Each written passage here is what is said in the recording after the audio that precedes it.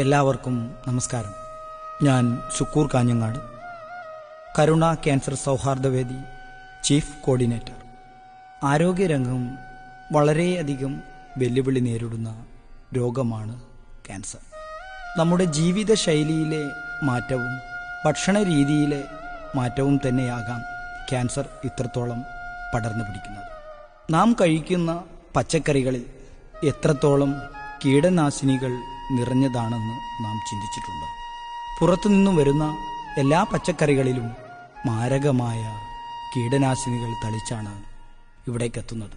കറിവേപ്പിലയിലും കോളിഫ്ലവറിലും cypermethrin, പ്രൊഫനോഫോസ് എന്നീ കീടനാശിനികളാണ് തളിക്കുന്നത്.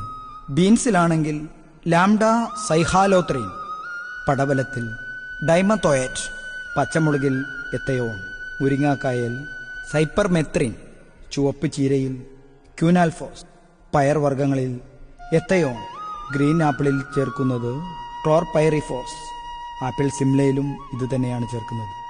Apple Washington cypermethrin ചേർക്കുന്നു. കറുത്ത മുന്തിരിയിൽ ഡൈമത്തോയേറ്റ്, പച്ചമുന്തിരിയിൽ സൈപ്പർമെത്രിൻ, സാധാരണ മുന്തിരിയിൽ ക്ലോർപൈറിഫോസ്. 3 മാസം കൊണ്ടാണ് ക്യാരറ്റ് വിളവെടുക്കുന്നത്. ഇതിനിടയിൽ 15 തവണയെങ്കിലും മരുന്നടിക്കും.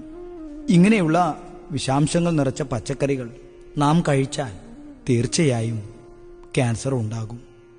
ആയതിനാൽ പുറത്തുനിന്ന് വരുന്ന പച്ചക്കറികളെല്ലാം നാം ഒന്ന് ശ്രദ്ധിച്ചാൽ ശുദ്ധി ചെയ്തെടുക്കാവുന്നതാണ്. 1 ഗ്ലാസ് വെള്ളവും അല്പം വിനാഗിറും കുറച്ച് വാളം പുളിയും കുറച്ച് ഉപ്പ് കൂടെ ചേർത്ത് ലായനി രൂപത്തിലുള്ള ഒരു മിശ്രിതം ഉണ്ടാക്കുക. പുറത്തുനിന്ന് വരുന്ന പച്ചക്കറികൾ 1 മണിക്കൂറോ 1.5 മണിക്കൂറോ ഈ ലായനിയിൽ ഇട്ട് വെക്കുക. അതിനുശേഷം തൊലി കളഞ്ഞ് ശുദ്ധജലത്തിൽ 3 പ്രാവശ്യം കഴുകി വൃത്തിയാക്കിയാൽ ഈ പച്ചക്കറിയിലുള്ള വിഷാംശങ്ങളെല്ലാം മാറിക്കിട്ടും. ഇങ്ങനെയെല്ലാം നമ്മൾ ചെയ്താൽ മാത്രമേ കീടനാശിനികൾ പച്ചക്കറിയിൽ നിന്നും മാറിക്കിട്ടുകയുള്ളൂ.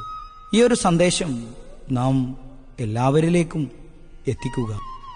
രോഗലക്ഷണങ്ങളും വ്യക്തിഗത താൽപ്പര്യങ്ങളും സാംസ്കാരിക സാഹചര്യങ്ങളും ഉൾക്കൊണ്ട കർമ്മപരിപാടികളിലൂടെ മാത്രമേ ക്യാൻസറിനെ നേരിടുവാൻ സാധിക്കുകയുള്ളൂ. ക്യാൻസർ വിമുക്ത സമൂഹത്തിനായി നമുക്കെല്ലാവർക്കും ഒന്നിക്കാം.